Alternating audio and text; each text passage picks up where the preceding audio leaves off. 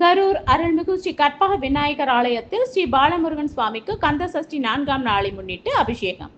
கந்தசஷ்டியை முன்னிட்டு பல்வேறு முருகன் ஆலயங்களில் சிறப்பு அபிஷேகம் மற்றும் அலங்காரம் நடைபெற்று வருகிறது.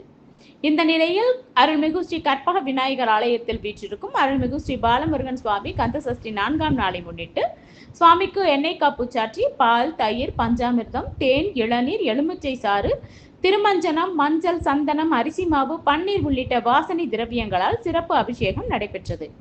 அதன் தொடர்ச்சியாக அழகன் பாலமுருகனுக்கு பட்டாடை உடுத்தி வண்ண மாலைகள் அணிவித்த பிறகு ஆலயத்தின் சிவாச்சாரியார் உதிரி பூக்களால் நாமாவளிகள் கூறினார். அதனைத் தொடர்ந்து சுவாமிக்கு தூப தீபங்கள் காட்டப்பட்டு நெய்வேத்தியம் சமர்ப்பிக்கப்பட்டு பஞ்ச கற்பூர ஹாரதியுடன் மகா தீப ஆராதனை நடைபெற்றது.